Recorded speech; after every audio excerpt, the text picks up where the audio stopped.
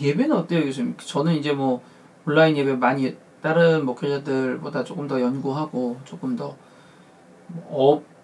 업이 업이다 보니 좀 더 고민하고 네.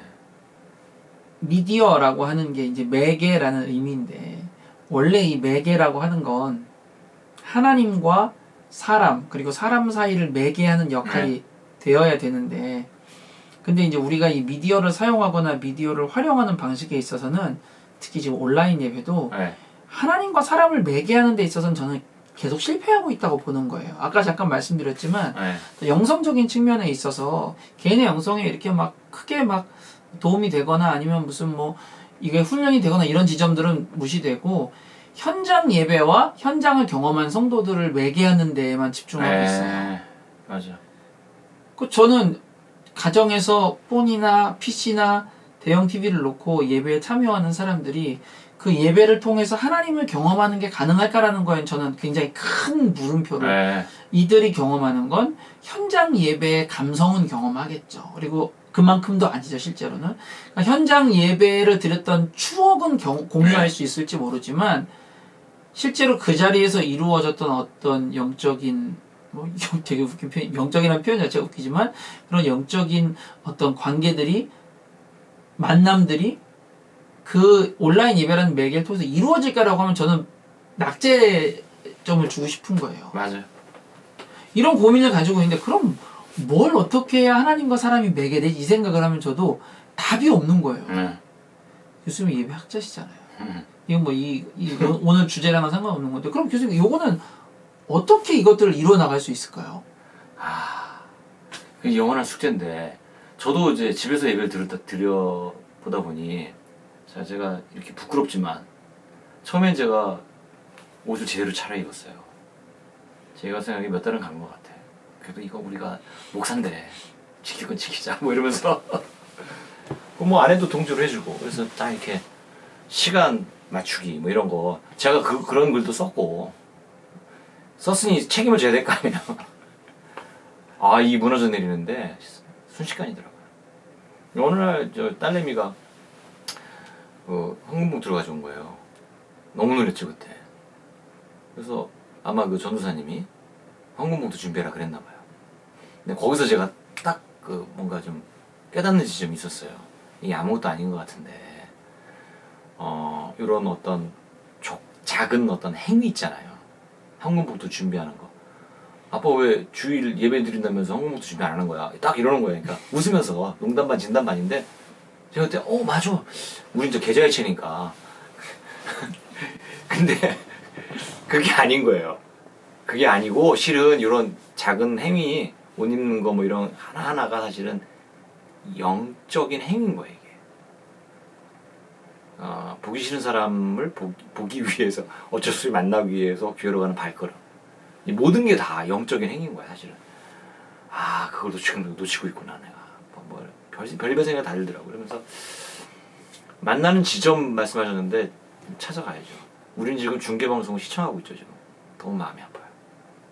그래서 제가 왜 이 70년대에 미국의 소위 중계방송하는 TV쇼 수준을 아직도 우리가 못 지나가고 있나는 생각은 했어 솔직히.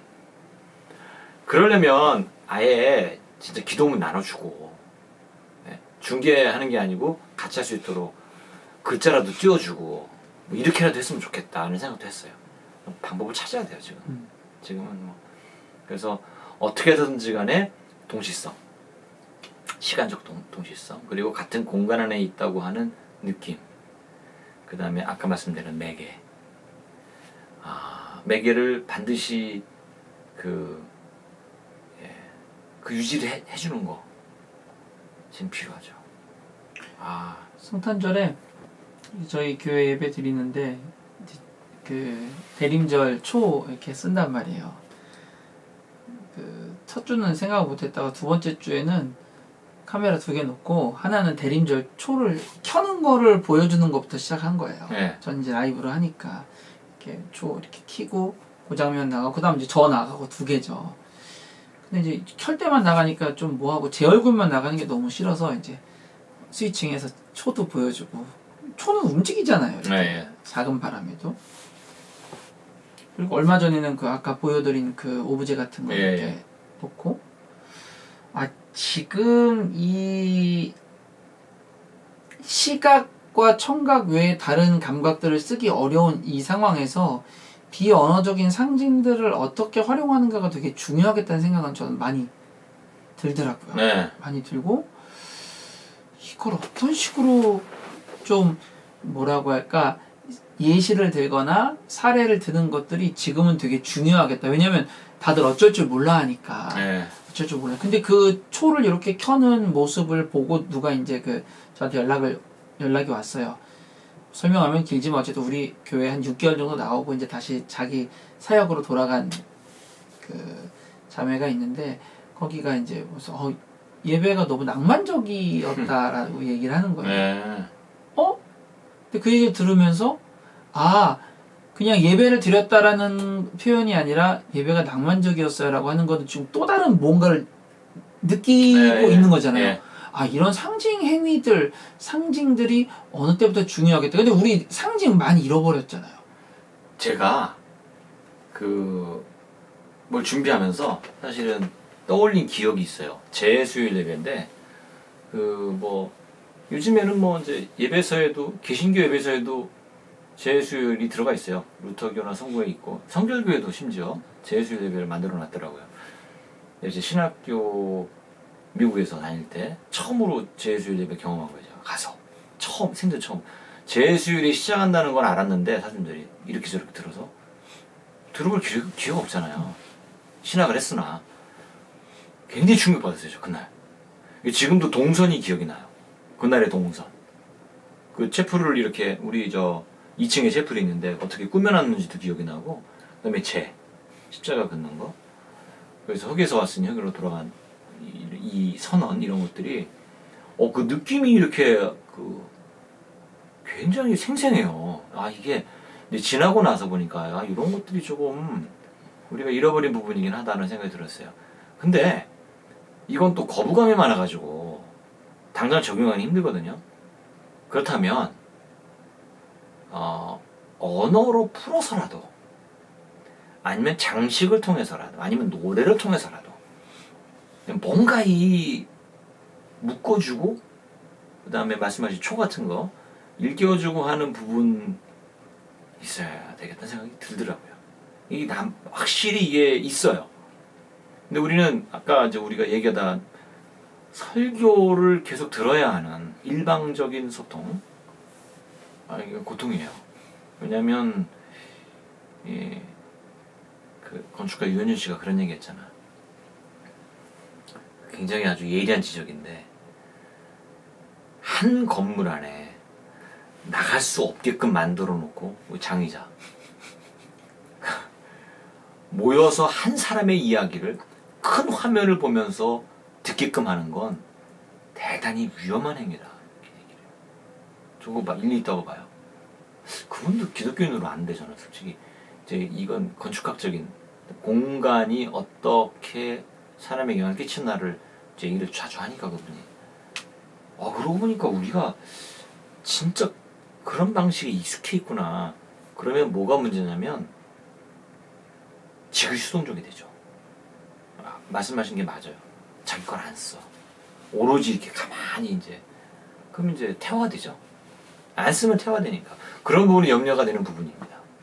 이게 길어지면 길어질수록 아마 더 편하게 생각하고 TV 켜고 그냥 잠옷 입고 세수도 안 하고 그리고선 문제가 뭐냐면 교회 갔다 왔다고 생각하는 거예요. 왜냐 우리가 교회 출석에 약간 강박이 있거든요. 대치가 될 뿐이에요. 난 그게 너무 무서워요. 저도 그렇게 될까봐 좀 무섭고. 무슨 얘기하다 여기까지? 맞게 오고 있습니다. 제가 이제 가외로 이제 이걸 말씀드린 거니까 매개에 대한 이야기하고 상징이 중요하겠다 그런 말씀드리면서 이렇게 얘기했고요. 그래서 그런 부분에 좀 고민이 저도 계속 있고 답은 못 찾겠어요. 다양한 게 필요하겠다는 건 알겠고 상징이 중요해지고 행위가 중요해지고 다양한 경험이 필요하겠다는 건 알겠는데 우리가 그런 전통이 너무 없었던 거예요. 한국 교회에 뿐만 아니고 사실 다 마찬가지죠. 특히 이거는 온라인이기 때문에 오히려 더 중요한 건데 그거 좀 아쉬워요. 거기에 네. 대한. 그 생각해보세요. 예배 드리면서 심지어 말도 안 해요 저희가. 그래서 제가 이제 몇몇 교회들 저는 그래도 청파교회 같은 교회는 잘하고 있다고 생각을 해요. 아주 정돈된 기도문이 뜨고 그걸 따라할 수밖에 아주 잘 만들었어요. 또 요새는 옛날보다 죄송하네 청파교회. 그게 왜냐면 말하게 하는 거 굉장히 중요해요. 말하게 하고 자기가 이 참여하고 있다.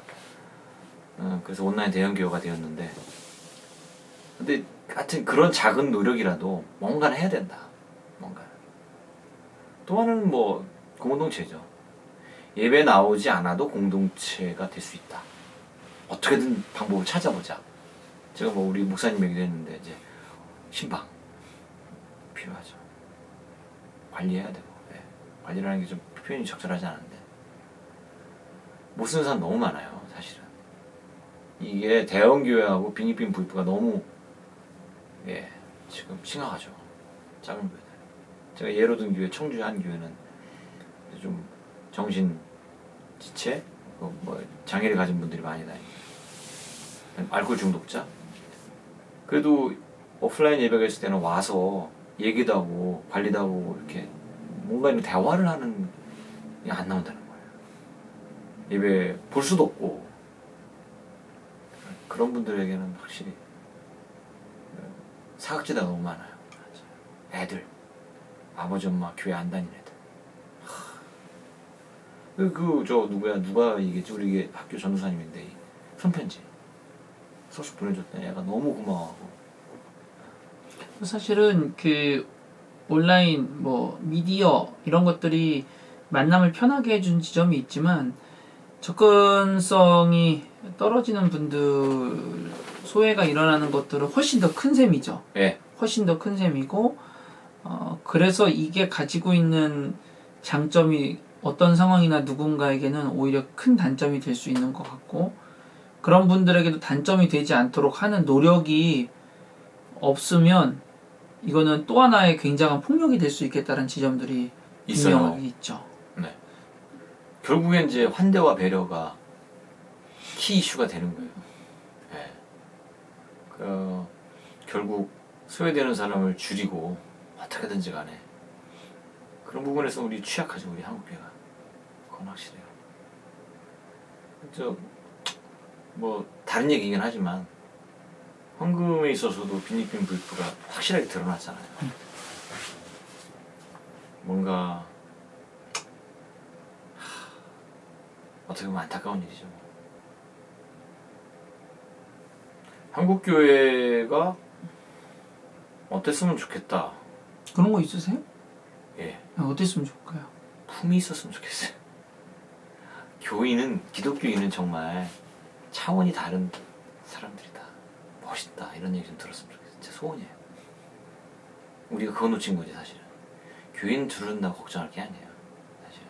뭐 솔직히 아니 막 세상을 이겨먹으려고 막 그래. 제발 그러지 말았으면 좋겠어요. 원래 기독교가 힘을 갖게 된 것은 도덕적 힘이었죠. 인간이 아니었는데 인간이 무엇인가를 알려준 거예요. 기독교가. 원수일 수밖에 없는데 사랑하는 존재로 예수님이 그렇게 말씀하셨잖아요. 왜 그걸 못하는지 모르겠어요. 그거 아주 너무 쉽고 본질적인 건데 막 기독교인들이 뭐 폭언을 사용하고 그러니까 이제 너무 마음이 아파요. 회복해야 될 거는 사실은 교회에서 예배가 아니고 실은 기독교인으로서의 정체성이죠. 예. 그게 회복이 되면 뭐 일종의 이제 선함이 악함을 아예 덮어버릴 수 있는 그걸 꿈꾸는 거지 우리가. 그게 불가능하다 할지라도 니보가 말한 대로 이제 불가능의 가능성. 힘들겠지만 못 고친다 우린. 근데 가능하다 뭐 이런 그런 꿈을 꾸는 사람들. 그래서 제가 윌리엄 윌리몬이라고 그 양반이 두 쪽을 다 공격해요. 근본 주자들하고 낭만적인 뭐 이런 사람들하고 이제 두 쪽을 그거 아니다. 물론 제가 그분에게 전적으로 찬성하는 건 아니야. 그러니까 왜 그러냐면 너무 낭만적이고 너무 구호가 넘친다. 그냥 be who we are. 우리가 누구인지를 깨닫고 우리 자신이 기독교인의 어떤 정체성을 찾고 그거 나름대로 행동하면 되는 거 아니겠느냐. 물론 그게 낭만적인 얘기예요. 되게 낭만적인 얘기인데 저는 그게 근본적인